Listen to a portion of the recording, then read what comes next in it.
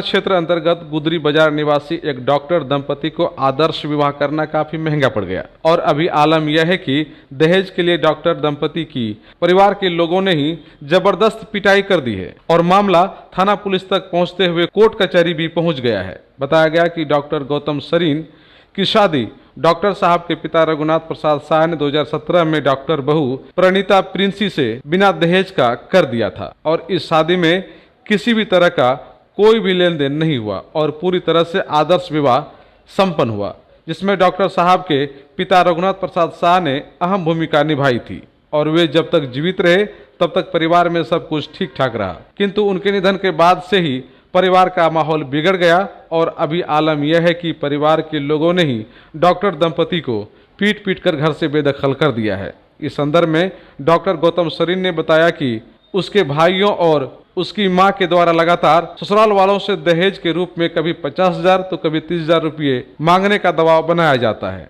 और वे जब तैयार नहीं होते हैं तो उनके भाइयों एवं परिवार के अन्य सदस्यों के द्वारा तरह तरह से प्रताड़ित किया जाता है। अभी मंजर यहाँ तक पहुँच गया है कि उसके बड़े भाई एवं छोटे भाइयों ने कमरे में उसे बंद कर उसकी जबरदस्त पिटाई कर दी। डॉक्टर दंपति ने बताया कि घर में खाना बनाने को लेकर भी उस पर बराबर दबाव बनाया जाता है और जब वे खाना नहीं बना पाती हैं तो तरह तरह का उलाहना देकर उसे प्रताड़ित की जाती है।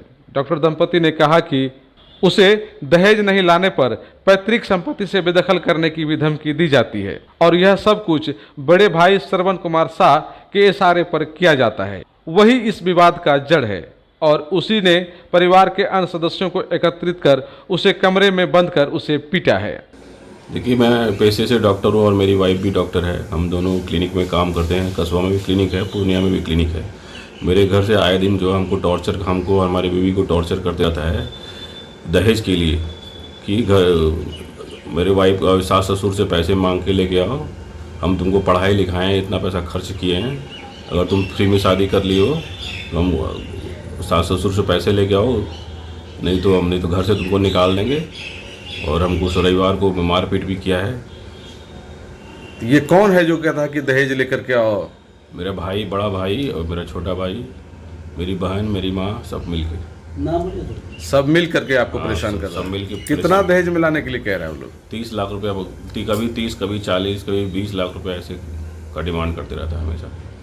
और हमेशा वो मेरी वाइफ को टॉर्चर करते रहता है। घर में कहता है कि क्लिनिक नहीं जाना है, काम करना है, घर में सबका खाना बनाना है, कपड़ा ला के दे देता है उसको कि कपड़ा साफ करो, सबका कपड़ा साफ करो। परसों जो मारपीट हुई है, मारपीट में कौन कौन था? मारपीट में मेरा भाई था, बड़ा भाई था, छोटा भाई था, मेरी बहन थी, मेरे जीजा जी थे और भी आस पड़ोस के कुछ लोग थे। तो सब मिल के मारा? सब मिल के मारा। नहीं, मारा तो मेरा भाई, दोनों भाई मिल के मारा है। तो किस चीज़ से मारा आपको? मारपीट हुई है? बेल्ट से मारा है। तो उन लोगों का क्या मकसद था? मकसद उन लोग का यही है कि वाइफ को क्लिनिक नहीं जाने देना है। हाँ, हम इनको खाना घर में सबका खाना बनाना है और अगर पैसा लेके नहीं आता है घर से तो घर छोड़ के चले जाओ। मतलब फ्री में तुम आई हो तो यहाँ घर का काम करो? घर का काम करो। और पैसा भी बोल रहा है? पैसा का भी डिमांड करते रहते हैं। क्या दहेज के रूप में? दहेज के रूप में, हाँ। तो आप बोले नहीं कि दहेज लेना जुर्म है? हम बोले, हम हमेशा शुरू से ही दहेज के खिलाफ रहे हैं। हम पढ़े लिखे हुए हैं, इसलिए हमको दहेज वेज से कोई इंटरेस्ट नहीं, हमको पैसे से कोई इंटरेस्ट नहीं। तो वो लोग क्या कह रहा है? वो लोग कह रहा है कि हम तुमको पढ़ाई लिखाएं, इतना पैसा खर्च किए हैं तो हमको पैसे ला के दो। अपने सास ससुर तो से मांग के। सिर्फ आप ही के साथ मारपीट किया या फिर आपकी पत्नी के साथ भी मारपीट करता है? मुझे मारपीट जब कर रहा था तो मेरी पत्नी मुझे बचाने के लिए आई थी, उसको भी मारपीट किया है।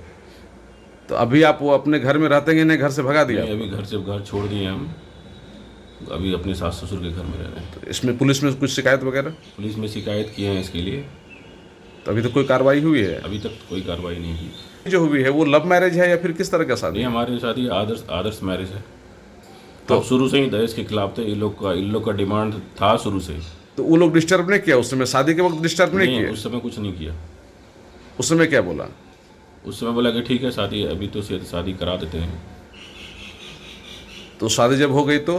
शादी होने के बाद हम लोग, एक्चुअली हमारी पढ़ाई चल रही थी, हम उस समय दिल्ली में थे, तो मेरी वाइफ का भी। तो उस समय कोर्स आपका कंप्लीट नहीं हुआ? उस समय कंप्लीट नहीं हुआ था। कंप्लीट होने के बाद जब हम लोग आए यहाँ पे, जब रहना शुरू किए यहाँ, तब से हमें प्रॉब्लम किया जा रहा है। आप खुद डॉक्टर हैं और आपके हस्बैंड भी डॉक्टर हैं, और आप लोगों के साथ घर में किस तरह की प्रताड़ना हो रही है, क्या विवाद हो गया है? विवाद वही है, बस काम नहीं करना है तुमको, दहेज मांग के लाओ, तुम्हारा बाप हमको इतना पैसा नहीं दिया है, क्लिनिक नहीं कराया है, क्या पैसा पढ़ाई में लगाए हैं बेटा को, अभी तो कुछ वहाँ से मिला नहीं है, पैसा की डिमांड बार बार करता रहता है, क्लिनिक नहीं जाना है, तुम अपना काम छोड़ो। तो क्या कहता है कि पैसा लेके नहीं आए तो घर का काम घर करो? का काम करो, हमको काम नहीं कराना है। मेरा कोई मंशा नहीं था कि डॉक्टर लड़की से शादी करना है। घर में डॉक्टर लड़की से शादी किए तो क्या काम नहीं होगा? सब काम तुमको ही करके जाना है, आके भी तुमको ही करना है। घर में सब कोई काम बहुत कर चुका है, अब तुमको ही सारा काम करना है। कितना तिलक मांग रहा है वो लोग? मतलब शुरुआत तो 50 से किया था, बोला था कि कस्बा में शादी हम लोग करते हैं, उसका बेटा किसका बेटा सबका उदाहरण देना शुरू कर देता है कि वो ये बना तो उसको इतना मिला, उतना मिला, मेरा बेटा डॉक्टर बनाए हैं तो कम से 50 लाख नहीं देगा, कम से कम 30 लाख भी तो देगा। तो 30 लाख के लिए, हाँ 30 लाख तक के लिए वो परेशान करता है। तुम्हारा पापा का ज़मीन है, वहाँ पे ज़मीन काहे नहीं लिख देता है? मकान इतना बड़ा बना लिया है, उसमें तुम्हारा हिस्सा कहाँ है? सब निकालो वहाँ से। तो ये सब हिसाब लेने वाला, आप जब आप पति पत्नी ठीक है तो वो लोग हिसाब लेने वाला कौन होता है? वो लोग हिसाब लेने वाला कोई होता नहीं है, लेकिन वो लोग हिसाब के लिए हमें तंग करता है।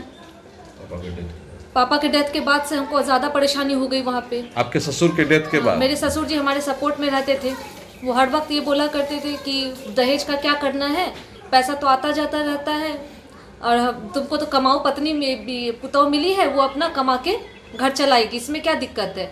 हमें दहेज से उनको कोई लेना देना नहीं था। जब तक वो थे तब तक हम लोग को एक सवाल कोई नहीं किया। उनके मरने के बाद मार्च 2020 से रहने आए थे, उसके बाद से हम लोग पर हमेशा जब से आए तब से खाली गाली गलौज टॉर्चर हो रहा है वहाँ पे। अच्छा, उन लोगों को ऐसा तो नहीं लग रहा है कि आप लोग कमा के पैसा रखे हुए हैं, उन लोगों को नहीं दे रहे हैं? सर अब क्या लग रहा है नहीं लग रहा है ये तो वही बता सकते हैं ना, लेकिन डिमांड कर रहा है। लेकिन डिमांड करते रहते हैं। तो उसी डिमांड के कारण मारपीट हुई क्या? इस डिमांड से ही हमेशा मारपीट होती है। मारपीट के दिन क्या सब हुआ? मारपीट के दिन हम लोग क्लिनिक से आए, आराम से बैठ के खाना ही खा रहे थे, ठीक है, खाना खा के ये ड्रेस भी चेंज नहीं किए थे, ऐसे ही थे बैठे हुए। आया अचानक से रूम में, पता नहीं आपस में लोग क्या बात किया, फिर आया हम लोग को मारपीट शुरू कर दिया। आए तो 1-1.5 महीना बाद हमारे क्लिनिक पे जाके ताला लगा दिया, कस्बा क्लिनिक पे ताला लगाने के बाद मेरे स्टाफ को ले जाकर मारपीट भी बहुत किया, ठीक है। मारपीट करने के बाद फिर मेरे भाई को सबको बुला करके बहुत झगड़ा उगड़ा वहाँ पे किया।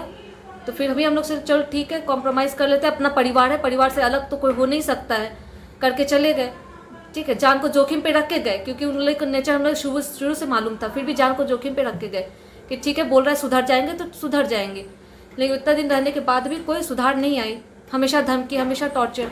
उस वजह से हमने जो सना दिया, उस वजह को लेकर के दिसंबर में सना दिया, उसके बाद से और टॉर्चर शुरू कर दिया। उस दिन जो मारपीट करने वाले मुख्य रूप से थे कौन कौन थे? मुख्य रूप से थे इनके बड़े भैया श्रवण कुमार शाह के आदेश पर इसका छोटा भाई उत्तम सरीन और श्रवण कुमार शाह दोनों एक साथ बेल्ट निकाल के हम लोग को मारना शुरू कर दिया। इस संदर्भ में जब श्रवण कुमार शाह से उसका पक्ष लिया गया तो उन्होंने डॉक्टर दंपति के द्वारा लगाए गए आरोपों को खारिज करते हुए कहा कि दहेज वाली कोई बात ही नहीं है। डॉक्टर के साथ धक्का मुक्की जरूर हुई है, पर वह इसलिए की गई है क्योंकि डॉक्टर परवीन सरीन ने बूढ़ी माँ के मुंह पर कालिक पोत कर उसे शहर में घुमाने की बातें कही थी, इसीलिए उसे हिदायत दी गई है। वहीं डॉक्टर परवीन सरीन की मां भी बड़े भाई श्रवण कुमार शाह की ओर दिखी और उन्होंने कहा कि डॉक्टर साहब उनका देखरेख नहीं करते हैं और गलत बात बोलने पर केवल उसे हिदायत दी गई है। मामला है कि कारकी चूना हमारा मुंह में लगाकर गुट्टे कस्बा घुमाएगा। के? मेरा बेटा गौतम कुमार। डॉक्टर गौतम सरीन। डॉक्टर गौतम सरीन। और उसकी पत्नी? उसकी पत्नी। काहे ऐसा किया है? कौन है आपका? कौन है वो? हमारा बेटा है। बेटा है? हाँ। क्या बेटा है आपको? 3 बेटा है। वो करता नहीं है हमको, देखभाल नहीं करता है। देखभाल नहीं करता है, नहीं। हमसे पैसा मांगता है। आज क्या हुआ था? आज तो 10 आदमी को बैठाए थे कि हमको कारखी चूना काहे लगाएगा, गुट्टे कस्बा काहे घुमाएगा। उनको किए। फिर क्या हुआ? इसी बात पे तू मैं हुआ? इसी बात में तू ये झूठ बोलता है, हमको बोलता है ये झूठ बोलता है। अच्छा, आपको प्रॉपर्टी को लेके कोई मामला चल रहा है क्या आप लोग के परिवार में? नहीं, प्रॉपर्टी कौन है, घर मकान जो है वही है। इस संदर्भ में दोनों पक्षों के अपने अपने दावे हैं और दोनों पक्षों की ओर से कसबा थाना में शिकायत दर्ज कराई गई है और पुलिस ने प्राथमिकी दर्ज करने के बाद अनुसंधान प्रारंभ कर दी है और अनुसंधान के उपरांत ही दोषियों पर कार्रवाई हो पाएगी। किंतु इस तरह का विवाद से इस परिवार की जमकर फजीहत हो रही है और इसके लिए भी सभी पक्ष एक दूसरे को जिम्मेदार ठहरा रहे हैं।